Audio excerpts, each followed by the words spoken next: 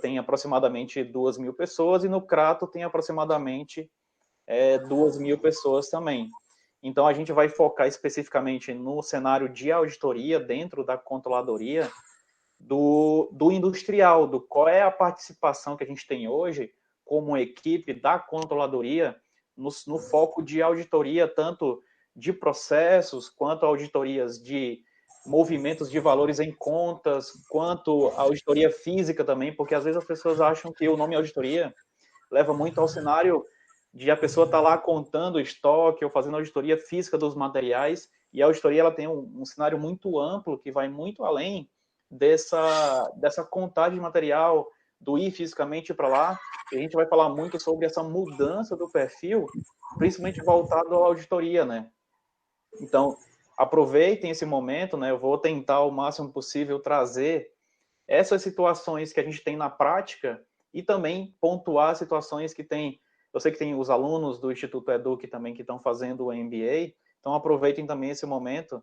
Claro, a gente está aberto para que vocês também tirem as dúvidas da prática, né? Para quem não tem ainda a prática e quer conhecer um pouco mais, a gente vai falar um pouco aqui, também fique aberto para fazer suas perguntas e as suas observações. Como eu disse, é uma troca de ideia, muito sem aquela formalidade muito grande. A gente está aqui justamente porque a gente entende que isso é uma importância muito grande hoje, o profissional da controladoria dentro da instituição, e a gente vai ver, vocês também que atuam, e para quem não atua também, e tem a possibilidade de fazer o MBA hoje, que o profissional da controladoria, como um todo, tanto no cenário fiscal quanto no cenário gerencial, a gente vai falar muito sobre o cenário gerencial, ele saiu muito daquela situação do mal necessário, né? Quem é o profissional de controladoria ou de uma administrativa como um todo que nunca ouviu isso, né? O mal necessário, o setor é o mal necessário. Isso vem mudando, na verdade eu já vejo que isso já mudou há algum tempo, onde a controladoria ela vem participando ativamente da tomada de decisão, não só do suporte que a controladoria hoje dá nos seus relatórios, nos seus compilados de informações para os gestores, e ela está sendo provocada, e essa mudança do perfil do profissional, ele vai trazer um desafio maior, e a gente vai ver que o desafio, na verdade, ele tem um peso muito grande, essa palavra desafio, né? Eu escutei há algum tempo, e isso ficou muito marcado em mim. Os desafios, eles são proporcionais às oportunidades. Então, toda vez que eu escuto hoje a palavra desafio, ela vem logo em seguida quais as oportunidades que ele vai trazer junto. Isso está muito claro para mim hoje. Então, para mim, desafios ele está totalmente ligado à motivação e às possibilidades. Então, eu já começo aqui falando com vocês um pouco sobre a controladoria gerencial. Então, quando a gente vai falar sobre a auditoria em si e o trabalho de auditoria do controle em si, a gente vai focar basicamente na controladoria gerencial. A controladoria gerencial, ela vem para mudar um pouco desse panorama que a gente tem hoje, da tomada de decisão, o embasamento que a gente tem hoje para suportar as tomadas de decisões. Imaginem uma empresa do tamanho, no caso que a gente atua, que eu atuo hoje, como a Grenene, ela não ter relatórios gerenciais que deem suporte para a tomada de decisão do dia a dia. Imagine o volume de produtos que estão sendo produzidos todos os meses e você não tem o relatório gerencial do volume de perdas, por exemplo, não tem o relatório gerencial da quantidade de pessoas disponíveis dentro daquele processo, você não tem um relatório disponível das máquinas, se elas estão quebradas, se elas estão em conserto, se elas estão disponíveis para uso, e nisso tudo não são relatórios separados. Você tem que encontrar uma forma de vincular tudo isso. E isso vai de encontro ao trabalho de auditoria. Vai ao encontro da controladoria gerencial. E é isso que eu trago para vocês hoje, para falar um pouco sobre a questão do perfil.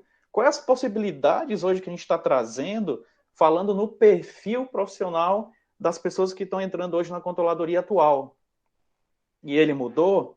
Sim, com certeza ele mudou. Como a gente estava falando antes, o profissional da controladoria, ele vai agregar hoje, dentro, principalmente nessa questão do auditor, especificamente, um leque de qualidade, de especificações que até há um pouco tempo atrás ele não tinha. E a gente pode trazer aqui, já de primeiro momento, a análise de cenários, né? Toda vez que a gente falar sobre auditoria, né, a gente vai falar sobre análise de cenários, o auditor, né, o profissional de controladoria, ele tem que entender hoje sobre probabilidades e estatísticas, né? Hoje a gente trabalha basicamente em cima de dados, relatórios, informações da fábrica, e a gente está entendendo isso de uma forma um pouco diferente. E aí, compartilhando com vocês, e isso é importante que todo mundo entenda, que não é a visão da Grendene. Em algum momento ou outro aqui, eu vou trazer umas situações especificamente voltadas para a Grendene. Trazer alguns exemplos para vocês. Mas dentro desse tempo todo que a gente já tem, quase 7 anos, já de Grendene especificamente, a gente teve a oportunidade de conhecer outras empresas, conversar com colegas de empresas pelo Brasil todo, alguns fornecedores, e recentemente a gente teve uma conversa com as principais empresas de auditoria do mundo, né? Para quem conhece aí Ernst Young, a Price, né?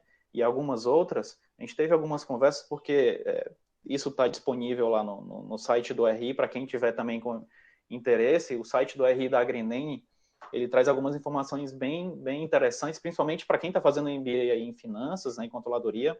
Para quem quiser conhecer, está lá disponível. E também está lá disponível que a gente teve uma troca de diretoria de RI, né?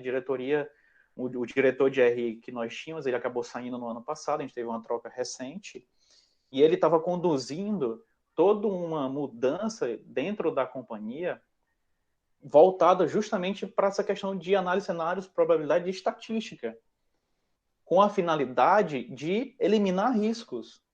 Nós, como profissionais da controladoria, nós não faturamos, nós não geramos receita diretamente. Nós não estamos lá produzindo ou vendendo. A nossa contribuição para o negócio é eliminar risco e, consequentemente, reduzir custo.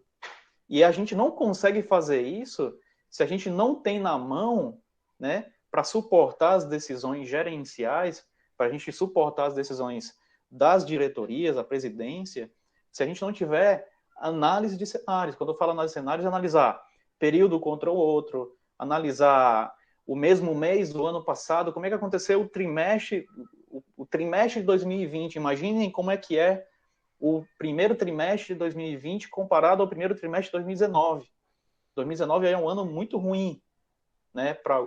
A economia do Brasil ela estagnou. Então, para muitos setores, 2019 já foi um ano ruim.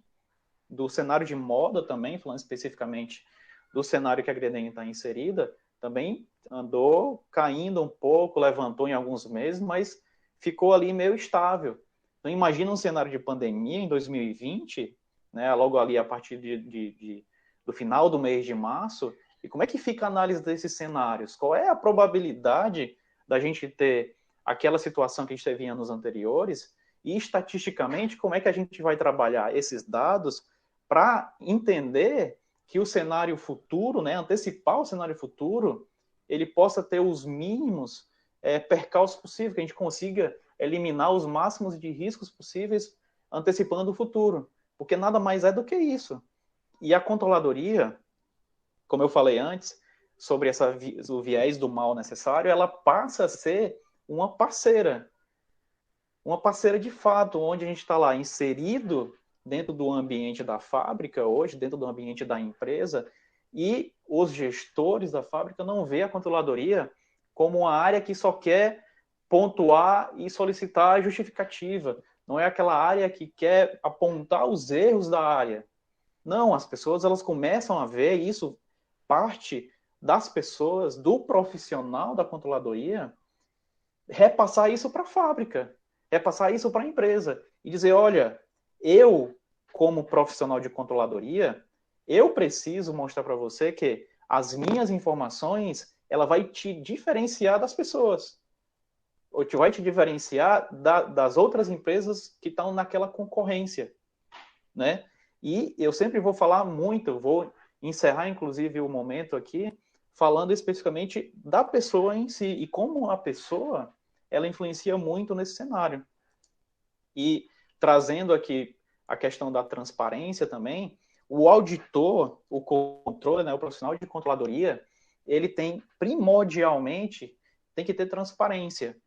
E eu sempre digo especificamente para a equipe que eu trabalho hoje internamente, que isso é insubstituível, entendeu? A gente sempre fala que tem o jeitinho, né? Não existe jeitinho. E eu não falo isso só no âmbito privado. Não tem nada a ver o privado ou o público. Não existe jeitinho. Ah, vou fazer uma auditoria numa conta e eu encontrei que foi classificado um valor indevido, ou foi evitado estar postergando um valor, foi alocado indevidamente, ou eu tenho uma auditoria de um imobilizado, de um estoque, de produtos acabados, e ele está classificado errado, ou não tem a quantidade certa, vai dizer, não, a gente vai dar um jeitinho aqui. Não existe jeitinho. Existe o bom senso. E as pessoas têm que entender que, como eu falei, a controladoria parceira e participante, ela vem de uma transparência que você repassa para as áreas em si, e ela entende que o teu papel não é pontuar os erros, o papel é identificar as oportunidades, como eu falei, eliminar os riscos futuros e tentar fazer o mínimo possível eliminando, né, os custos, reduzindo o custo, porque, como eu falei, a gente não atua, não gera receita diretamente, mas o nosso principal papel é reduzir custo. E aqui eu vou trazer um pouco da experiência que a gente está tendo nos últimos anos, do perfil dessa pessoa de auditor, como eu falei, o auditor no âmbito geral, não o auditor só aquela figura física que vai auditar os itens fisicamente, mas o auditor de contas, o auditor de processos, o auditor no âmbito geral. Dentro hoje da companhia, a gente vem trabalhando muito com bases de BI, né? O que é o BI? O BI é do inglês Business Intelligence, que traduzindo a gente vai falar sobre a inteligência empresarial. Como é que a gente está trabalhando as informações nessas bases de dados, que a gente chama muito base de BI. E aí, alguns podem ter ou ter ouvido falar, ou já até ter trabalhado com isso, com o Power BI, por exemplo, da Microsoft, tem o próprio Click, tem o Tableau também, que é de uma empresa francesa. Então, isso são ferramentas que te possibilitam tudo isso aqui que eu falei agora. Te possibilita analisar cenários, analisar probabilidades, analisar estatísticas, e tu fala assim, mas, Júlio, isso aí são atividades que a gente tem que receber pronto. E eu te digo, olha, não é bem assim, tá? Hoje a gente tem dentro da equipe hoje pessoas dentro como foi dito no início, né? Hoje eu respondo internamente pelas áreas de custos, contabilidade, patrimônio e financeiro. Hoje a gente tem muito forte dentro da área de custos especificamente e contabilidade o uso de uma ferramenta de BI hoje que possibilita a gente antecipar várias situações e também possibilita fornecer informações para a fábrica que dê suporte nessas análises. E isso é importantíssimo. Essa visão, e eu não trago uma visão só de Grendene especificamente, nessa conversa que eu comentei no início, nessas grandes empresas de auditoria, todas elas ofereceram o mesmo serviço para a Grendene quando elas souberam que a Grendene trabalhava com a ferramenta de BI. Deixa a gente oferecer um produto para vocês nessas ferramentas. E isso gera um alerta para nós, que acaba ficando um pouco no cenário muito interno, e dizer, olha, o mundo também está vivendo isso. Não é a Grendene em si, não é a empresa aqui em Sobral. Vejam que isso vai além. E você fala assim, mas é um investimento muito grande para grandes empresas. Não é bem assim. Tem versões gratuitas, inclusive, para que as pessoas vão conhecendo. Então, vejam que eu estou trazendo um exemplo dentro da Grendene e algumas situações que a gente vê de fornecedores, parceiros, que a gente acaba conhecendo, e entender que esse perfil ele está indo para um outro caminho, onde as pessoas que não buscam o aprendizado nas probabilidades estatísticas, nas análises de cenários, essas pessoas elas vão perdendo um pouco do espaço. E se a gente puder pontuar um dos primeiros pontos aqui que eu puder fortalecer junto com vocês, é justamente esse lado. Vejam o aprofundamento em análise de cenários e probabilidade de estatísticas, tá? E aí, para a gente só concluir e passar para o próximo assunto, falando um pouco sobre a transparência e o que a gente possibilita hoje, é passar para as equipes. A Grendene, ela recebeu nos últimos anos um prêmio da ENEFAC, né, que hoje é a Associação Nacional dos Executivos de Finanças, Administração e Contabilidade, o prêmio de transparência, que é o prêmio dado para as análises de resultados, né, que a gente, hoje a Grendene é uma empresa de capital aberto, então ela disponibiliza o resultado para o mercado, e ela recebeu um prêmio nos últimos anos sobre essa questão de transparência, e isso a gente aplica interno e externamente. Isso é cobrado que as pessoas, como eu falei, existe o bom senso, obviamente, nas análises, nas auditorias, mas a gente sempre tem que ser muito transparente porque a gente está falando do negócio em si. E trazendo um pouco sobre, contextualizando isso, e puder dar alguns exemplos, hoje dentro da companhia a gente tem auditoria de contas e processos, onde a gente vai ter, dentro do nosso plano de contas, atividades de gasto com o pessoal, vai ter análise de imobilizado, vai ter análise de materiais diversos como um todo e também de matéria-prima. Só para que vocês tenham na mente o que eu estou dizendo isso todo, isso dados consolidados de 2019, a Grendene ela gastou 1,2 bilhão entre matéria-prima, mão de obra e gastos gerais de fabricação. Então imagina que hoje a nossa equipe diretamente ela está fazendo, está dando um apoio na gestão, no gerenciamento e na auditoria de 1,2 bilhão, que foi o total do custo de produção dos produtos produzidos em 2019.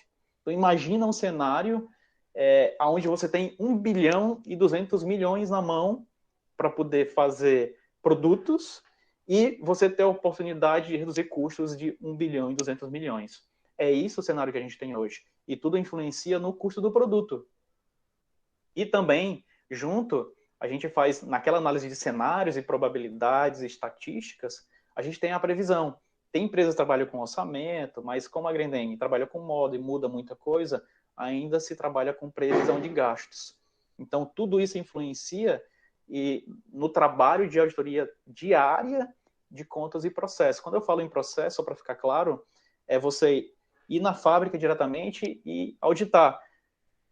Se naquela estrutura daquele produto está dizendo que eu vou consumir, no hipótese, 1 litro de tinta para fazer uma pintura, será que fisicamente ele está usando 1 litro de tinta? Aí você fala assim, mas a controladoria influencia nisso tudo? Principalmente nisso, porque imagina a mentalidade da pessoa que recebe aquela matéria-prima e ela tem que seguir, de fato, a estrutura daquele material. Claro que tem, dentro da estrutura da Grendene hoje, uma área específica para trabalhar a estrutura dos produtos, mas nós também atuamos nesse tipo de processo. Temos as auditorias físicas, né? Só para pontuar, essas auditorias físicas, nós temos auditores específicos para fazer auditoria física, que não está na minha gestão hoje, tem uma supervisão específica para ela, mas hoje eles atuam fisicamente na auditoria de bens e estoque. E é basicamente como eu falei antes, é físico. É auditar matéria-prima de estoque, é auditar componentes, é auditar máquinas, auditar bens de informática, e isso acontece fisicamente, tem uma equipe específica para isso. E eu trouxe 3 atividades bem representativas hoje no nosso portfólio de atividades, que é a apresentação de resultados. Todo mês, quando a gente trabalha especificamente com a fábrica e fazendo todo essa auditoria de contas durante o mês, tem um consolidado. Então, todos os meses, especificamente, dentro dessa ferramenta de BI que nos ajuda muito a ter uma velocidade gigantesca na informação, no início de cada mês, a gente faz essa análise com cada gestor. Então, a gente faz um consolidado, tanto de auditorias, contas, custo de produto, e isso resulta numa apresentação. E essa apresentação, que é o outro ponto que eu deixar muito forte com vocês, é que dentro dessas apresentações, a controladoria ela não entra só como um apresentador. Antigamente era assim, mas de alguns anos para cá, nós somos muito questionados. Qual é a visão da controladoria sobre essa análise de produto? Qual é a visão da controladoria sobre esse processo especificamente? O que a controladoria acha? Não fiquem achando que, de fato, a gente vai lá, apresenta e cobra só simplesmente. Claro que tem a cobrança, a formalidade, mas nós somos puxados pelos gestores também a participar. E isso foi conquistado através de dados, fatos, e que a gente, ao longo desse tempo, conseguiu contribuir tanto com o desenvolvimento da fábrica em si, e a gente dá uns pitacos de vez em quando, mas também tendo a porta aberta desses gestores. Então, aqui para finalizar e passar a bola para o colega aqui, doutor Elcias, eu vou trazer os desafios, né? Trazendo um pouco também para finalizar o tema, né? E eu tenho, como eu falei no início, né? Desafios para mim é igual a motivações. E dentro do âmbito privado, hoje, do que eu vejo, um dos principais desafios é todos os dias é um novo dia. Para mim, isso não é um problema, é uma motivação. Eu gosto de ver coisas novas. E para quem tem um pavor ou não gosta, todo dia é uma coisa nova, eu queria uma coisa muito estática, muita estabilidade, isso não funciona. Não vejo, eu acho que quem tem esse tipo de pensamento tem que começar a ver o mundo atual, talvez está um pouco fechado. Eu vejo que isso é o novo normal. Como a gente está falando aqui, que o novo normal agora é trabalhar nesse mundo digital, né, nas webs, apresentações. Eu vejo que isso aqui também começa a mudar. Na verdade, já vem mudando há muito tempo. E isso, para mim, é um grande desafio que eu vejo e a gente pontuar.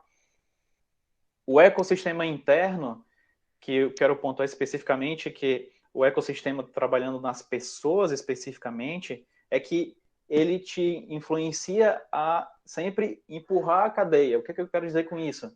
Hoje, o meu cargo, eu tenho um cargo acima e tenho um cargo abaixo. Então, eu digo sempre para a equipe, eles têm que me empurrar para que eu vá crescendo e isso comece a funcionar. Eu digo sempre para os meus gestores internos, digo, olha, se algum dia eu disser para vocês que eu quero ficar aqui 10 anos, pode ter certeza que eu estou mentindo. Não quero ficar 10 anos. Não existe mais aquela questão de você ficar 10 anos no mesmo lugar. Esse ecossistema interno, ele é muito mutável, ele vai se adaptando, entendeu?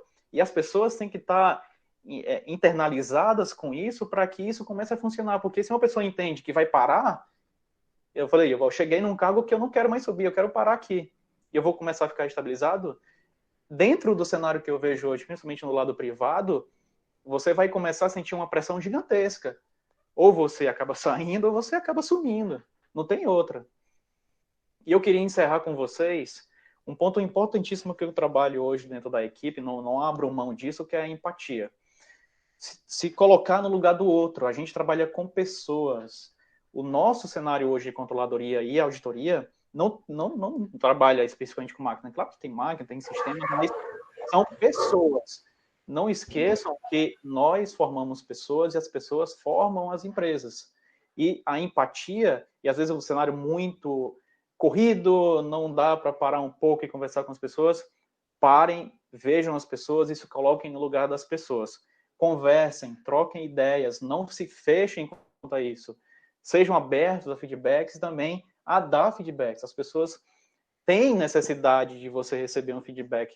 Você trocar uma ideia, o feedback ele é uma palavra muito pesada, a gente tem que desmistificar essa questão. E ser aberto ao entender o outro, entender a cabeça do outro, entender que as pessoas são diferentes e que isso tudo forma um negócio gigantesco que, se a gente conseguir unir todo mundo, cara, não tem, assim, não tem limite, não tem... Claro que você tem etapas, tem focos, tem objetivos, mas isso vai além. Tu não tem limites. Então, a empatia, para mim, é um ponto primordial, ele é um desafio, é uma motivação, mas ele entra como um ponto principal nessa ideia que eu tenho de como o profissional hoje e as possibilidades que a gente tem dentro da área privada. Então, agradeço a atenção de vocês, ficou aberto a questionamentos, vai estar no final também, a gente vai abrir os questionamentos, e também abro aí meu LinkedIn, as redes sociais também, caso queiram tirar alguma dúvida, fica aberto para todos. Ok, Júlio, muito obrigado, viu, Júlio, pela explanação O Júlio, ele nos deu a possibilidade, junto ao EDUC, a nossas turmas de MBA, Gestão de Finanças, Auditoria e Controladoria, a possibilidade de entrar na Grendene, né? Aqui seria impossível, em 1 hora, em 30 minutos, o Júlio repassar o que é feito na Controladoria e Auditoria da Grendene, é impossível, né? Ele nos deu uma apresentação, uma palestra dentro da Grendene, ele e o Johnson, que é outro coordenador lá da Grendene, de 2 horas, e resumindo os processos, né? Então, assim, eu agradeço, Júlio, pela tua explanação, né? Sabia que o EDUC tinha escolhido bem, tanto você como o Dr. Elcias, né? Então, eu passo a bola agora para o Dr. Elcias, né? Para repassar as possibilidades do auditor e controlador na área pública. Olá, boa noite a todos. Como é que tá o áudio e o vídeo aí? Tá ok? Tudo ok. Tá tranquilo? Tranquilo. Boa noite a todos. Para mim é uma alegria e satisfação agradecer e parabenizar o Instituto EDUC por esse momento, tá certo? Parabenizar a todos os participantes aqui, um prazer tê-lo conosco, participando. Também é uma honra, ao final, ficar disponível para perguntas, tá certo? Agradecer a participação de vocês. Fiquem à vontade, poder perguntar ao vivo ou pelo chat, fiquem à vontade. Sejam bem-vindos. Estou muito feliz, parabenizar o professor Jones aí pela organização do evento, parabenizar o palestrante Júlio, que é um prazer imenso poder fazer parte e ter aceitado o convite do Instituto EDUC. Bom, pessoal, eu sou advogado, tá certo? Eu sou contador também, com especialização em controladoria e auditoria. Sou também administrador, tá certo? Especialização em metodologia e gestão em EAD. E eu queria passar para vocês, nesse nosso bate-papo, a importância do profissional de controle interno na administração, tá certo? Enquanto eu vou fazendo a apresentação, fiquem à vontade para fazer perguntas. Para mim é uma alegria poder estar trocando experiências, trocando ideias com os participantes. Para mim é uma honra, tá certo? Eu sou servidor público há mais de 20 anos e para mim eu tenho um prazer poder trocar ideias com vocês. Então, a importância dos profissionais do controle interno na administração.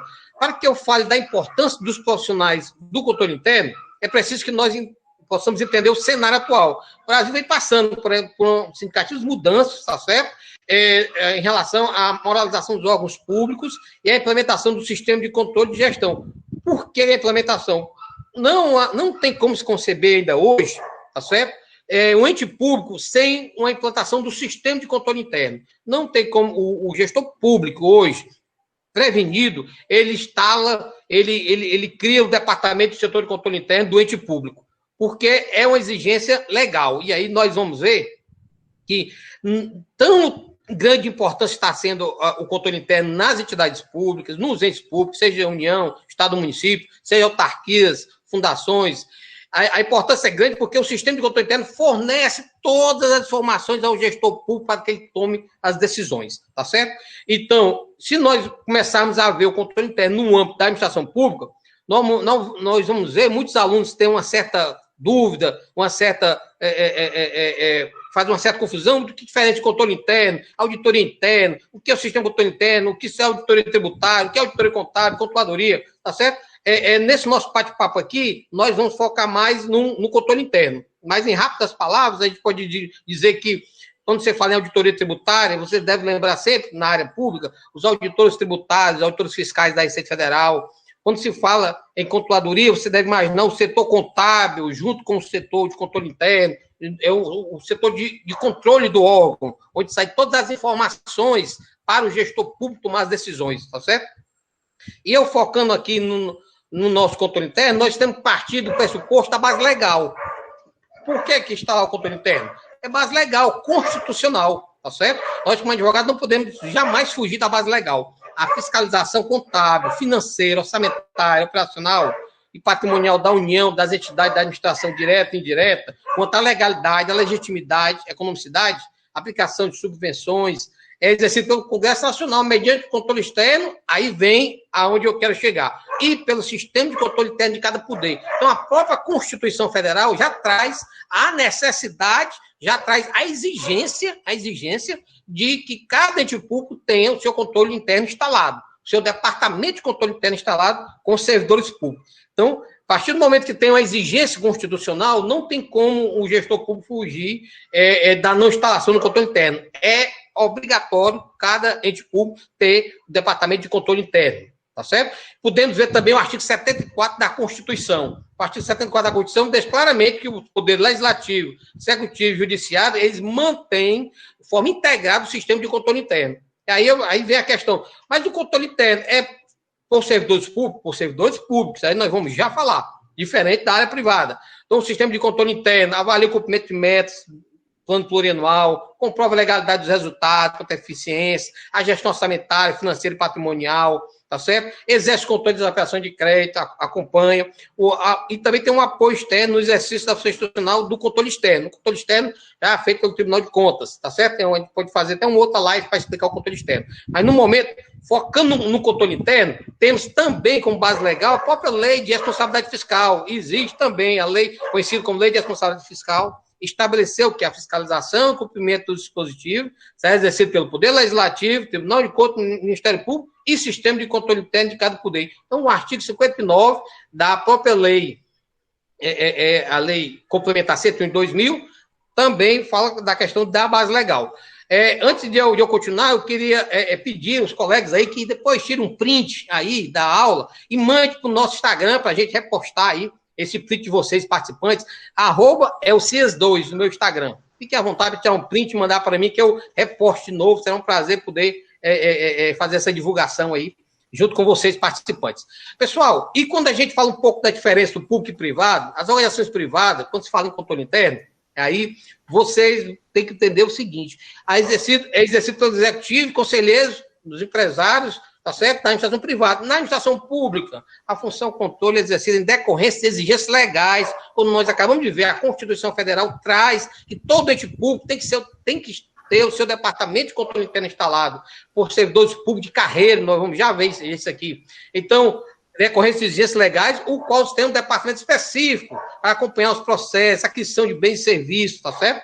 E também, pessoal, interessante a gente colocar que servidores públicos de carreira é primordial. O gestor público que é prevenido, que é precavido, ele coloca servidores públicos de carreira nos departamentos de controle interno, porque é um departamento contínuo, não pode haver rodízio de funcionários, rodízio de servidores, que prejudica os resultados, a fidedignidade das informações. Então, os servidores têm que ser de carreira, os servidores têm que ser concursados na área da administração pública, quando se tange a controle interno, tá certo? Aqui nós podemos ver exercício dos servidores públicos da própria entidade, conforme normas, regulamentos, procedimentos, pela própria entidade determinada, em consonância, óbvio, com os preceitos gerais da Constituição, tá certo?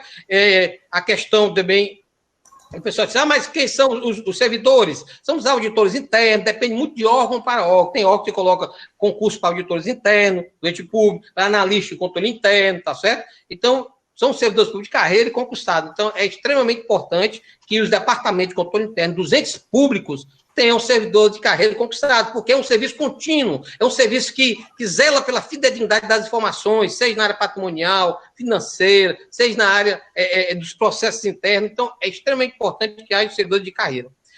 Outra questão é a relação da missão do controle interno. Pessoal, a missão do controle interno é de fornecer aos gestores públicos, em todos os níveis, informações para tomada de decisão. Não tem um departamento mais próximo do gestor público do que o departamento de controle interno, porque ele passa as informações, ele auxilia nos processos, o objetivo de alcançar as metas do próprio ente público, resguarda os interesses da própria organização, fornece análise, o controle interno fornece apreciações, recomendações, dá pareceres, tá certo? Nós, controladores, auditores internos, tá certo? E aí eu vou deixar a coisa clara para vocês, o auditor interno são servidores do órgão, diferente dos auditores externos, que aí auditores externos são outros servidores públicos, tá certo? Esse auditor interno, ele preza o próprio ente público, ele é submisso ao gestor público, ele dá pareceres para o gestor público tomar decisões, tá certo? Fornece análises, apreciações, recomendações, tá certo? Acima de tudo, informações relativas à própria atividade do ente público, tamanha importância do Departamento de Controle Interno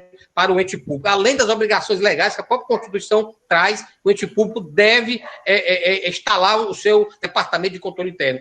Assim como também, pessoal, ele traz um custo um princípio da economicidade, economia nos processos, economia de gasto, o controle interno, ele viabiliza toda um princípio da economicidade, o próprio princípio trazido pela Constituição, visando sempre o interesse público, tá certo? E o da coletividade.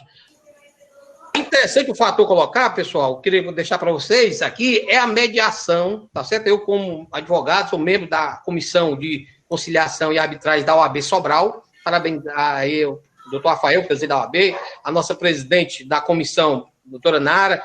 A mediação hoje, pessoal, está dentro da administração pública, está cada vez mais crescendo esse espaço. A própria Lei 13.140, a Lei da Mediação de 2015, traz no seu artigo 1º. Esta lei dispõe sobre a mediação como meio de solução de controvérsias entre os particulares, sob a autocomposição de conflitos no âmbito da administração pública. E aí vem a pergunta do tema da nossa live hoje. Você tem uma possibilidade de um aluno de controladoria, de auditoria, enveredar por essa área de mediador na administração pública, dentro do controle interno. Do controle interno, hoje, ele também se preocupa com essa questão da mediação junto aos processos, porque não há sentido litígios que prejudicam a administração pública, que é um custo altíssimo, processos judiciais e tal. A mediação, ela veio para, também no âmbito da administração pública, e aí coloco para vocês o artigo 1º, respaldado legalmente pela lei da mediação. Então, é um nicho de mercado para os pessoas, servidores que querem ser da administração pública na área de mediação. Então, é um nicho de mercado. Então, a gente queria trazer essa oportunidade de mediação da administração pública, porque está cada vez mais caminhando para o crescimento essa ferramenta da mediação dentro da administração pública. Outra questão, pessoal, é colocar para vocês a importância, extrema importância da conexão do Departamento de Controle Interno com todos os departamentos do ente público. Seja o setor da diretoria, extremamente importante, como eu falei, o Departamento de Controle Interno, feito por servidores de carreira, servidores concursados, ligado diretamente, submisso ao gestor público, tá certo? Ligado diretamente à diretoria para que o gestor público se municie das informações e tome decisões importantes para o crescimento do ente, decisões importantes para a coletividade, para o interesse público. Tá certo? Importante, o controle interno também tem uma ligação direta com o setor de compras, de contratos, de licitações, tá certo? O Departamento de Controle Interno também tem uma ligação direta com o setor contábil, o setor de almoxarifado, patrimônio, e também o setor de informática e comunicação, porque é um departamento interligado a todos esses setores, porque ele fornece pareceres, ele fornece informações importantíssimas e valiosas para o gestor público tomar as decisões, baseado em todos esses setores. Também o Departamento de Controle Interno é extremamente necessário em todos os entes públicos. O município, a gente vê em muitos municípios pequenos, e aí eu tive a oportunidade, quando eu era auditor do controle interno lá em Boa Viagem, eu tive a oportunidade de ver, tem município pequeno que junta tudo, contabilidade, controladoria, controle interno, compra, licitação, tudo num canto só. Não seria o ideal, tá certo? Não é o ideal. Departamento de Controle Interno, diferente do departamento que tem uma ligação muito forte com o setor contábil, mas é diferente, tá certo? É diferente do setor de patrimônio de almoxarifado, setor de informática também é diferente, então é importante que cada departamento, com as suas funções, possa interagir junto com o controle interno, para que as informações fidedignas saídas desse departamento façam com que o gestor público tome decisões importantes para o ente público, importantes para a função pública, tá certo? Outra questão, pessoal, que eu queria trazer aqui para vocês, e aí já finalizando aqui, não deixe o profissional hoje da controladoria, no perfil da nossa live hoje, né, as possibilidades dos profissionais na área pública, enveredar por essa área, é uma área muito em alta, crescente, quem gosta de ser auditor do controle interno, quem estuda para controle externo, quem quer ser controlador, tá certo? Há vários concursos para essa área, tá certo? Vários concursos, importante que você vai estar no departamento sempre primordial, necessário. A própria Constituição Federal exige que cada ente público tenha o seu departamento de controle interno, e isso não tem como os entes públicos fugir. Então, pessoal, mais ou menos essa informação de controle interno que eu ia trazer para vocês situar um pouco da importância, tá certo? Dentro da administração pública. eu fico à vontade para perguntas ao vivo pelo chat, tá certo? E volto aí a palavra para o nosso coordenador. Parabéns de novo, mais uma vez. Parabéns a todos os participantes por estar aqui presente com a gente. Parabéns ao Jones, que é o nosso coordenador aí do Instituto Educ. Tá bom, pessoal? E não esqueça de tirar um print aí e mandar pelo Instagram, que a gente reposta aí e vamos divulgar aí a presença de vocês. Tá bom? Passa a bola aí para vocês, Johnny. Pronto. Show de bola, doutor Cias. Expectativas alcançadas, né? Como já esperado, viu, doutor Cias? Doutor Cias, obrigado, é o seguinte, obrigado. Nós temos aqui uma pergunta do nosso amigo Gilberto Vasconcelos, né? Ele faz o seguinte questionamento: como a controladoria ajuda na fiscalização tributária e arrecadação do município, creio eu, né? Boa, muito boa pergunta, viu? Olha, a partir do momento que você tem a controladoria ligada direto ao setor contábil, a partir do momento que você tem a controladoria ligada direto a licitações, a partir do momento que você tem a controladoria ligada direto ao setor de contratos, tá certo? Nós temos que separar duas coisas. O controle interno é um controle do departamento do órgão, respeitando o princípio da economicidade, o princípio da legalidade, baseado na própria fiscalização orçamentária, tá certo? A questão tributária, ela geralmente é ligada mais aos auditores fiscais, auditores tributários, são auditores externos, eles que fazem a cobrança junto às empresas. Aí a pergunta vem, como pode contribuir o controle interno para essa questão? O controle interno ele vai preparar todos os pareceres, tá certo? Vai preparar junto aos auditores externos, tributários, que fiscalizam as empresas em arrecadação dos impostos, tá certo? Um auditor da Receita Federal, um auditores da Cefaz, que são auditores fiscais tributários. O auditor interno, ou o controlador interno, tá certo? O sistema de controle interno, ele vai fazer todo aquele apanhado administrativo, aquele acompanhamento administrativo, ao passo que os auditores externos não têm essa opção de eles vão mais atuar junto às empresas, né? Na fiscalização. E o departamento de controle interno ele acaba dando essa preparação das informações que os auditores externos trazem, tá certo? Com relação aos pareceres, com relação à própria fiscalização. Tá certo? Então, o controle interno, ele imune o ente público de informações fidedignas junto ao setor contábil, setor patrimonial, né? Esse período que a pandemia está vivendo agora, que está em relação aos impostos, que é de arrecadação e tal, é importante que o Departamento de Controle Interno esteja sempre, diariamente, fornecendo informações importantes ao gestor público na tomada de decisões, na tomada de políticas públicas, baseado nos relatórios do controle interno que os gestores públicos tomam essas decisões. E aí, com relação à arrecadação dos impostos, em relação aos auditores de controle externo, os auditores fiscais tributários, que fazem junto ao órgão, tá certo? Então, não sei se eu deu para responder mais ou menos a dúvida de vocês, mas a gente fica à vontade aqui. Ótimo. Excelente. Július, a Elisângela Torres, ela é do nosso corpo docente do nosso MBA em Gestão de Finanças, certo? Ela fez uma pergunta aqui, eu gostaria de saber se a professora Elisângela gostaria de participar da reunião e fazer a pergunta diretamente para você. Pode ficar à vontade. Boa noite a todos. Bem-vinda, professora. Obrigada. Assim, a minha pergunta para o Júlio, né, é mais a minha área, né, como gestora de finanças, não tanto como controladoria. Mas, assim, ele falou muito em empatia, né, e eu considero também que é fundamental em um gestor essa habilidade, né. Como eu coloquei aqui na minha pergunta, não podemos cobrar do outro aquilo que não entregamos. Mas, assim, a auditoria, a gente sabe que existem momentos tensos, né? Então, a minha pergunta é, assim, enquanto gestor, né, qual o comportamento dele diante de uma situação verídica de negligência, quando um colaborador, né, de alguma maneira, ele falha, né, em uma análise de custo, que a gente sabe que é super importante, né, dentro da controladoria da empresa, né, para o resultado final. Perfeito. Obrigado pela pergunta. Excelente pergunta. Primeiro, respondendo aqui sobre a questão da empatia. Eu vejo que é primordial e ele não é discutível, tá? O fato de você se colocar no lugar do outro e também na análise do perfil das pessoas, você não consegue trabalhar com alguém que não tem o perfil. Então, parte daí. Sabendo que as pessoas têm o perfil, tanto comportamental quanto dos conhecimentos técnicos, você vai entender que aquela pessoa está apta.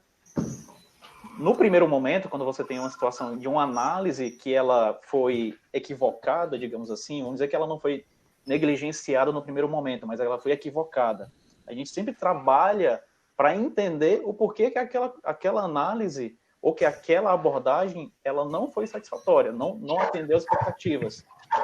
A gente conversa com as pessoas, entende as dificuldades dela. Como eu falei no início, a gente está vivendo uma migração, né, e muito rápida para trabalhar num cenário onde a gente precisa ter análise de dados e também como a gente reporta isso para as pessoas que tomam a gestão e também como a gente é cobrado para aquilo. Trazendo um exemplo de dentro da empresa, a gente teve desligamentos, né, no passado, obviamente, pelo que eu acabei comentando. Não existe a questão do jeitinho mais. As pessoas, elas têm a decisão de elas tomam a decisão de negligenciar ou não. A decisão está nelas. E se de fato a gente entende que aquilo ela não foi proposital, a gente toma uma decisão totalmente ao invés da demissão, obviamente. A gente vai trabalhar a competência daquela pessoa, o entendimento dela quanto a isso, e se isso volta a se repetir, aí é um outro tipo de abordagem, que foi o caso que eu acabei de citar. Se isso se repete com muita frequência, né? Se repetiu 2, 3 vezes, a gente já vê um pouco de má fé naquilo. E isso, como eu falei antes, não se caracteriza um profissional de controladoria. E hoje a transparência ela é essencial. E no ramo que a gente está hoje, isso pode levar, inclusive, não só a demissão em si, né? Mas impactar em muito mais pessoas, porque quando a gente está falando de processos e estoque, por exemplo, né, ou bens ou materiais, a gente está falando de uma série de gestão, uma série de pessoas, porque você não vai fazer isso sozinho. Então a gente vai entender a cadeia completa e tentar trabalhar com as pessoas, sempre num cenário de entender o lado dela, se a dificuldade é do comportamento, da ética, ou é das competências técnicas. Ok? Perfeita?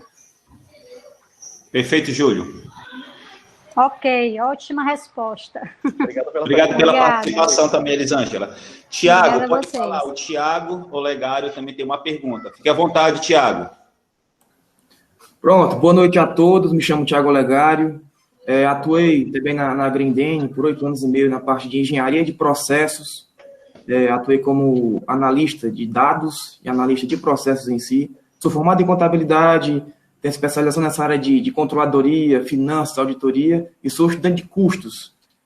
E assim, como foi muito bem dito, a tecnologia da informação atua muito bem nessa parte de controle interno e controladoria, né, que é um órgão que vai direcionar os outros órgãos através de modelagem de processo de negócio, que é o BPM, tem aplicativos Reflo, Visage, Bonita, através de indicadores como o Power BI, o próprio Excel, que é uma ferramenta de 1979, mas ainda hoje está em uso. E a minha pergunta é, nesse contexto atual, tanto na área pública quanto privada, quais são as perspectivas de mercado para o profissional de controladoria e contabilidade hoje? Eu posso iniciar aí a resposta. Júlio, só um minutinho. Lembrando que nós temos 5 minutos, tanto para a sua resposta como a do Dr. Ocias, tá bom? A nossa live finaliza às 20, tá bom? Sim. Obrigado, Tiago, aí conheço o Tiago de algum tempo já. Obrigado pela pergunta, uma excelente pergunta. Eu vejo isso na prática, tá? Que as pessoas entendem que a introdução e o aperfeiçoamento das ferramentas de informática, né, que eu acabei citando, o Tiago citou outras ótimas ferramentas também servindo até para controle de projetos, né, acompanhamento de projetos, desenvolvimentos, que as pessoas olham e tendo uma visão um pouco curta do negócio e entender que isso vem para diminuir a quantidade de pessoas nas equipes das empresas, que aquilo veio para tomar o emprego das pessoas, e isso não é, muito pelo contrário. E aí tem os dois lados da moeda. Para aquela pessoa, como eu falei, que não tem em si aquela incômodo de sempre procurar algo novo, de sempre estar se movimentando, trocando uma ideia, conhecendo o que está sendo lançado hoje, o que está sendo previsto para amanhã. Esse cenário para essas pessoas está aumentando. Se você olha as oportunidades, para essas pessoas aumentam, porque a necessidade de ter mais conhecimento nessas ferramentas, conhecer um pouco mais sobre a interação das informações internas que você gerava. O Excel é fenomenal. Hoje não vive sem Excel. Mesmo com todas as ferramentas que a gente tem hoje, não vive sem Excel. E não só Excel, e vem todas as outras ferramentas junto. Então, o outro lado da moeda é para aquela pessoa que está estática. Isso, sim, é um risco. As pessoas veem, de fato, como que vem reduzir equipes, a perder espaço, e o que a gente vê é totalmente o contrário.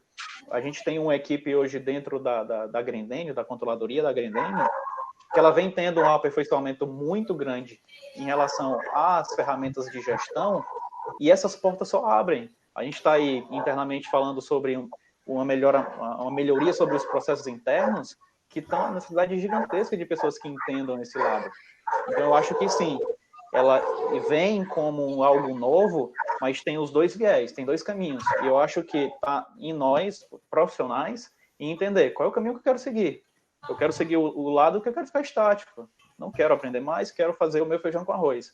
Ou é o lado que eu quero aprender. Dá um pouco mais de trabalho? Dá. Mas eu acho que os frutos por aí, eles são bem maiores. Eu queria responder o Tiago, né? Parabéns pela pergunta, muito boa. E também ver aqui que acabou de entrar minha irmã, para parabenizar minha irmã, já prestigiando a live. Obrigado, minha irmã Conceição Vasconcelos. Tiago, eu queria responder a sua pergunta justamente na controladoria. A administração gerencial é o novo monte. Porque hoje sabem que a administração pública não tem lucro, porque não é empresa privada, mas ela tem o interesse público, ela tem a coletividade. A partir do momento que você tem o gestor público, tem a visão da administração gerencial, a gente se adequa exatamente dentro dos parâmetros, entre aspas, de uma empresa privada, porque é preciso que tenha cumprimento de meta da administração pública, economizando recursos públicos em benefício do interesse público. Então, dentro da modelagem da administração gerencial, é o que a administração pública está cada vez mais caminhando para que haja esse atingimento dentro da sua pergunta que você colocou. A administração gerencial hoje é o novo norte para a administração pública. Que haja, sim, o atingimento de metas e a economia de recursos, respeitando o princípio da economicidade, eficiência e da legalidade. Então, acredito que, mesmo que não haja lucro, a administração pública tem essa obrigação e esse respeito a esses princípios constitucionais. Tá certo, Thiago? Esse deu para responder a sua pergunta.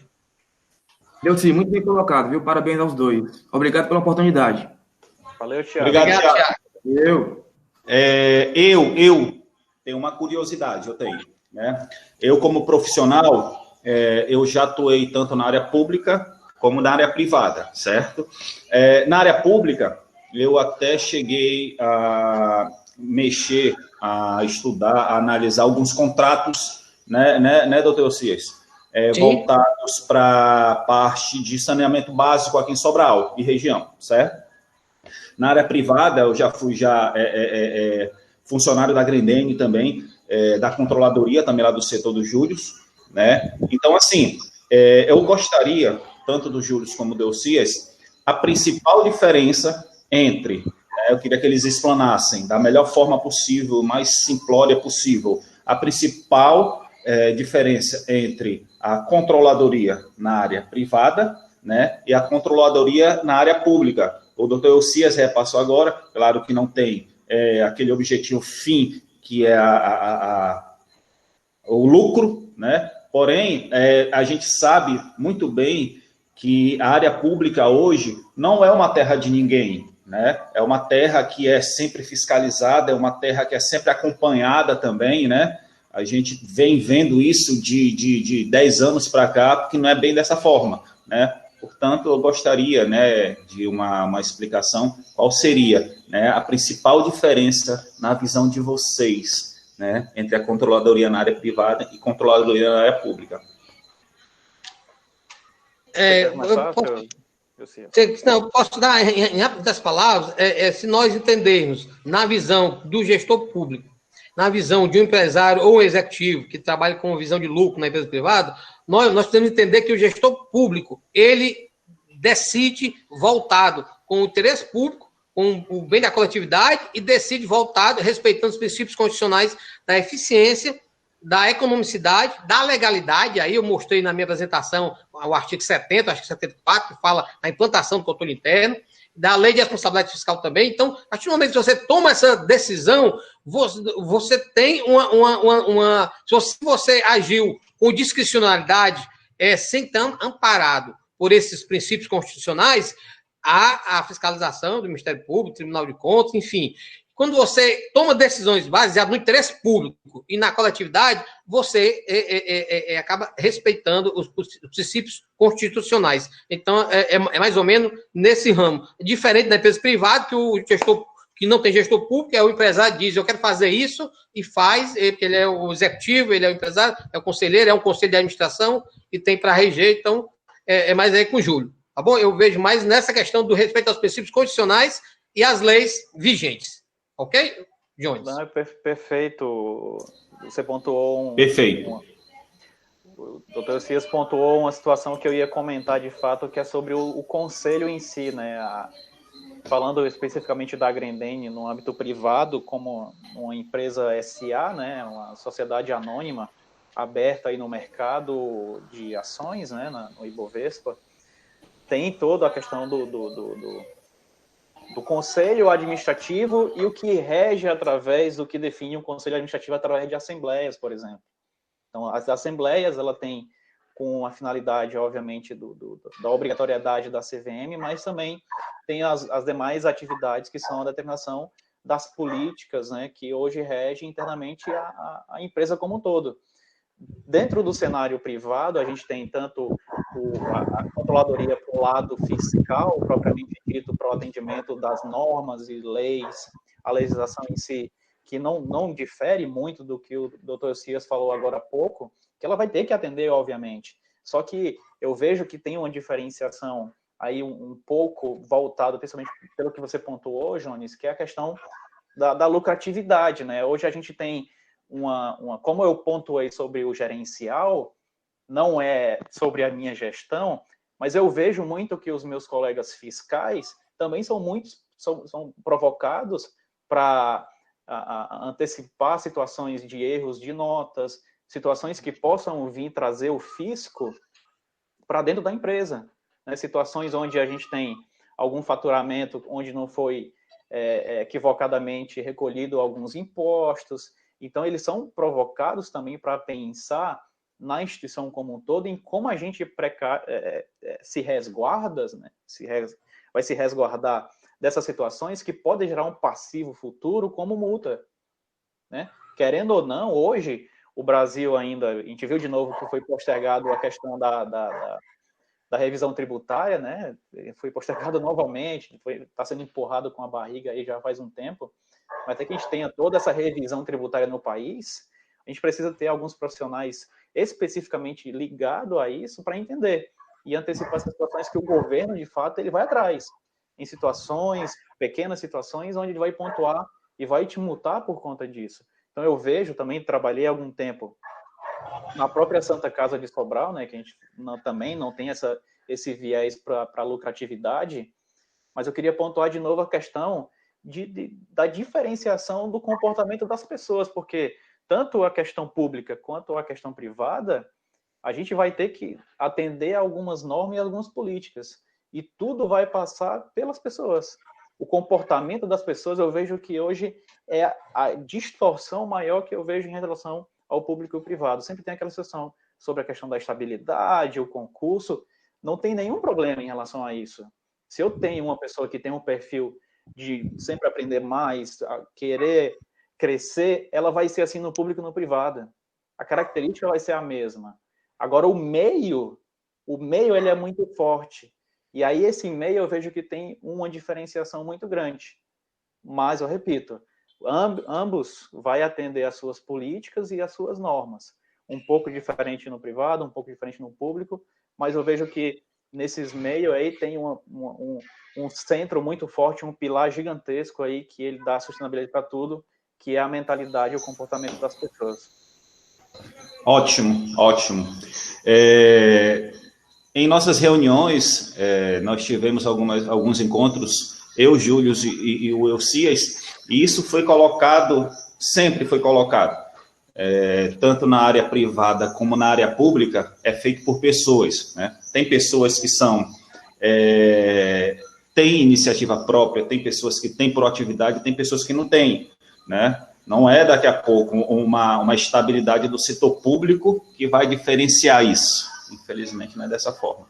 Turma, assim, o nosso diretor, né, o Hélio Serra, ele está na nossa reunião. Gostaria de saber, Hélio, você está aí? Você gostaria de participar? Estou, sim. Pronto. Sim, senhor. Sim, senhor. Então, prestando atenção aqui. Então, fique à vontade, turma. Então, para quem não conhece, o Hélio Serra Praciano, ele é nosso diretor do nosso instituto, certo? A Simone Gomes Pradella também, que ela está na sala, nossa diretora acadêmica. Eu gostaria de passar aqui... Está escondidinha aí em algum canto. Tá ouvindo tudo, ela ouve tudo, ela ouve. Tava eu, o Júlio e o Elcias, ela entrou e nós já papeamos muito. Então, Hélio, fica à vontade para fazer suas colocações, né? Boa noite. Boa noite aí a todos aí. Elcias, prazer, Elcias, né? Bom lhe rever aqui, né? Júlio também. Prazer enorme. Inclusive aí eu estava ouvindo o Júlio falando aí, e ontem numa live lá foi a apresentação de uns trabalhos da administração da Uniaselv, né, uma das nossas unidades. Eu falei sobre algo que o Júlio aí tocou, né? As pessoas se esquecem muito, principalmente nessa época de pandemia, essas coisas todas, pensam muito em bens materiais, a perca que vai estar tendo, os impostos que vão pagar e tudo mais, mas esquecem o bem maior dentro da empresa, que é os funcionários, né? Que é a nossa, digamos assim, o nosso maior patrimônio são as pessoas que trabalham com a gente. Até porque para você treinar um funcionário ou achar um funcionário bom é difícil, né? Eu e a Simone até assistimos uma palestra que falava sobre o CEO da GE, que eu não me lembro o nome dele, mas o cara é muito famoso, e que ele tinha essa questão, né, de funcionários, os 20%, 70% e 10%. Né? Os 10% é aquele funcionário fantástico, excepcional, aquele que faz aquilo que ninguém faz. Né? Os 70% é aquilo que todo mundo faz e os 10% é aqueles que a gente tem que ejetar, mandar embora para tentar colocar outros no lugar. Né? Aliás, 20%, né? Que é aquele que a gente pode mandar embora e trocar por outros. Né? Mas, Júlio, você tocou numa coisa fantástica mesmo, que é uma coisa que a gente tem que ter com muito cuidado, muito tato, né? Nessa área particular, né, que é um pouquinho diferente da área eu estou falando da área privada, mas da pública que o Elcias falou, né, que aí até na área pública o pessoal até concursado e tal, até mais difícil da gente trabalhar nesse sentido, né, mas sem perder essa visão, até porque eu acho que o funcionário público, se ele fosse visto de uma forma diferente e trabalhar de uma forma diferente, ele daria muito mais resultado do que dá, né? Infelizmente, na nossa sociedade, ele é colocado como estorvo, né? Ele está ganhando dinheiro, não faz porra nenhuma, né? É a obrigação dele fazer e assim por diante. Né? É uma visão deturpada nossa, né, que a gente deveria mudar. Mas, falando da área privada, né, eu acredito muito que o nosso patrimônio de pessoas dentro da empresa é algo importantíssimo, é fundamental. Uma empresa que não tenha um patrimônio de pessoas trabalhando dentro dela, é uma empresa fadada a morrer, né? Então a gente tem que investir mesmo nos nossos funcionários, investir nos sonhos deles, até porque os sonhos deles, quando eles vestem a camisa da empresa, se torna uma coisa lucrativa, né? Então eu fiquei muito feliz em ver essa palestra aí de vocês dois, né? São duas figuras aí fantásticas, né? E aí lideradas aí pelo Jones, que não vale nada, mas eu gosto dele, né? É um grande amigo, né? E aí, né? Também nós vamos voltar ao tempo em que eu contratei o Jones, né? Que eu disse que ele era o sonho que eu tinha, né? O sonho de consumo que eu tinha de trabalhar comigo, né? Que é justamente essa pessoa que ela é aguerrida, é forte, é emocional, trabalha, corre atrás, né? Tem seus defeitos, como todos nós temos, né? Sempre converso com ele sobre, né, os defeitos e as qualidades dele, e eu acho que é importante a gente estar colocando desse jeito, que foi uma das coisas que eu falei sobre coaching, né?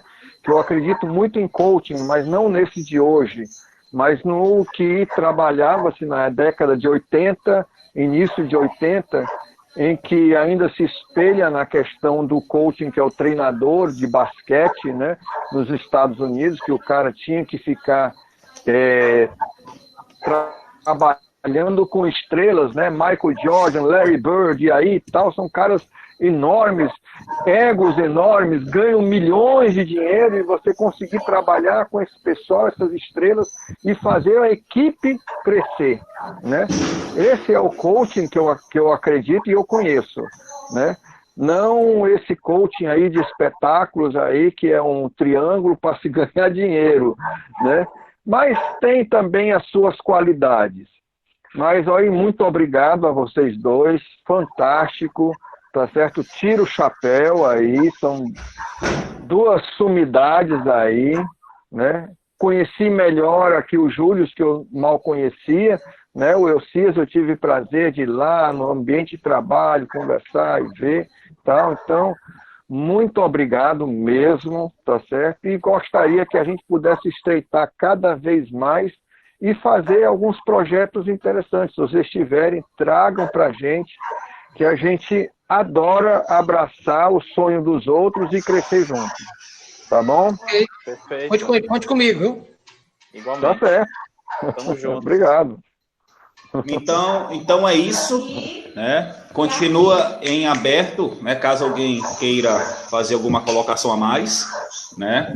Caso contrário, agradecer imensamente, né?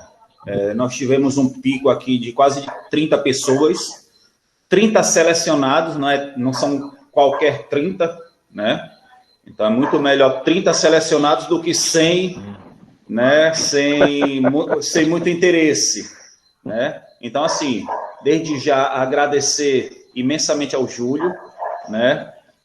Desde o primeiro encontro que nós tivemos com ele, ele foi sempre uma pessoa profissional, um profissional maravilhoso, né? Atencioso, calmo, né? Enfim, né? Ao doutor Elcias, que eu conheço também, já tem uns 15 anos, mais ou menos, e eu tive certeza absoluta, eu tive que, no primeiro convite, na primeira colocação, ele iria aceitar, tenho certeza disso, né? Agradeço a todos, né? Deixo vocês à vontade para as últimas colocações, meus queridos. Eu queria dar minhas palavras finais, parabenizando ao Instituto Educ, tá certo? Na pessoa do Johnny, na pessoa do diretor aí, e dizer que, para mim, é satisfação.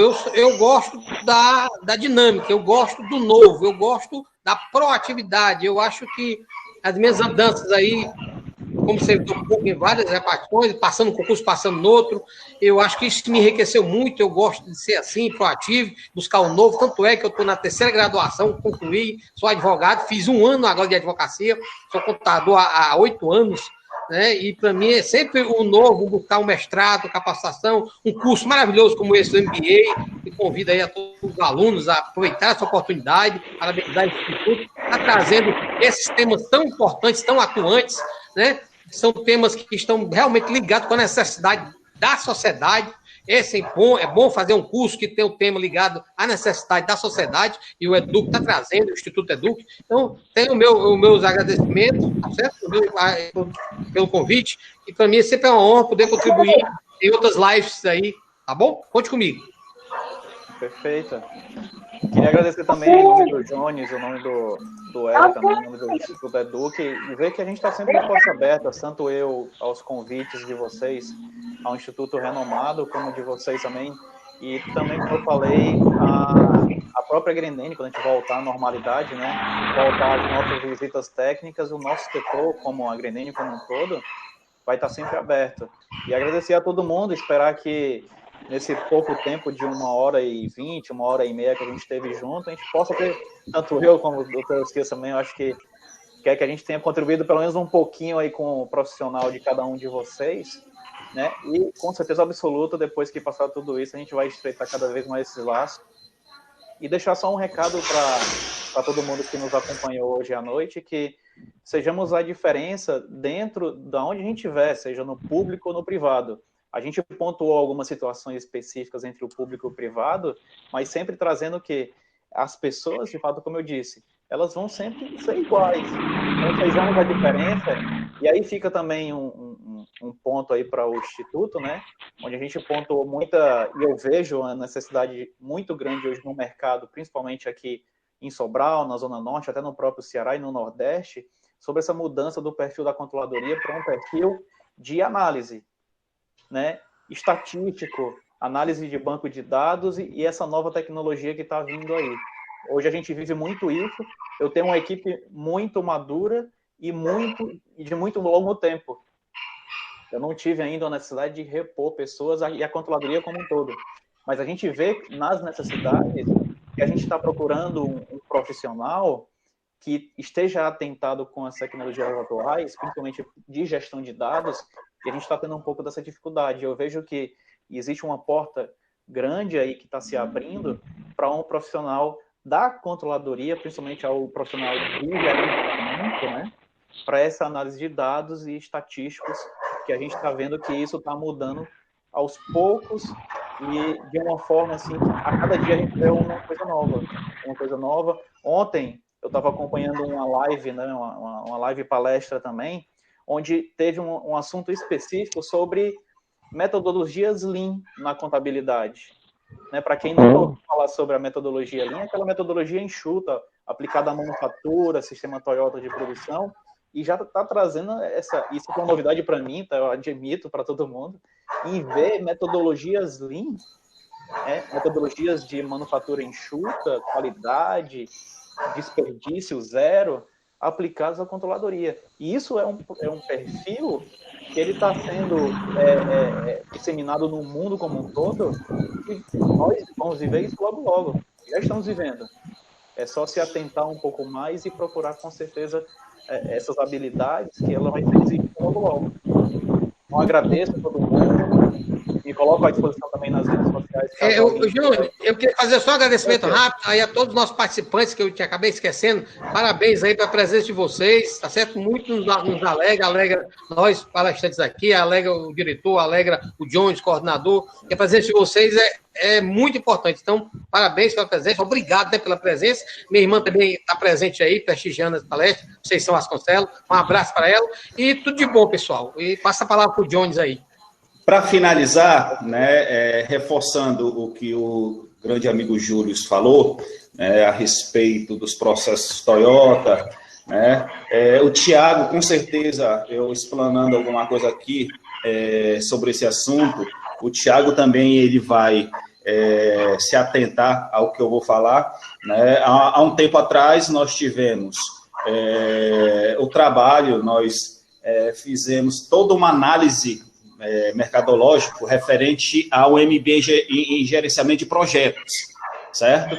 Onde nós tivemos, né, toda aquela parte das 10 áreas do PMBOK analisados, né, e colocados dentro de uma matriz curricular bem específica, né? Nós fizemos, né, toda a apresentação, mas infelizmente eu não sei o que houve, daqui a pouco nós não acertamos realmente o foco, né? Nós não tivemos a felicidade daqui a pouco de nós formarmos a turma, onde nós temos todos os professores já, né, escolhidos da matriz curricular, nós temos as disciplinas, né, específicas, né? E assim, Júlio, é uma pós-graduação, é o MBA ainda que eu tenho certeza que nós vamos oferecer dentro do Instituto, né? Que eu estudei, né? Não estudei tanto, né? Porque a gente vai estudar tanto a partir do momento em que a gente fizer uma pós-graduação, alguma coisa dessa forma. Mas eu estudei o suficiente para ficar encantado com essas metodologias, cara. É uma metodologia mágica, né? Que a gente pode aplicar para a nossa vida pessoal, para a nossa vida profissional, né? É fantástica. Estou até vendo aí com o Hélio, daqui a pouco a gente volta a estudar para o público externo o gerenciamento de projeto, né? Mas assim, é bem vontade de fazer, né? É bem encantador, Kanban, PMBOK, toda essa parte é encantador, é maravilhoso. Não, é sensacional, assim, eu digo por experiência própria que quando você entra no mundo, você fala assim, olha, como é que você conseguiu viver sem isso até esse momento? Não é um caminho sem volta, mas é um caminho que ele vai te possibilitar muitas outras diversidades de análise e abordagem dentro do que você já faz hoje. Independe, seja no âmbito fiscal, em custos, na contabilidade, na auditoria específica, ela veio para mudar tudo, se aplica a tudo. Perfeito, perfeita colocação. Verdade. Pois, turma, é isso, né? Mais uma vez, agradecer a todos a participação rica, certo? E deixo aqui meus agradecimentos finais. Tá bom? Obrigado. Agradeço a todos aí. O momento foi feito para vocês especificamente. Sem vocês não teria nada disso, né? Show de bola. Muito obrigado.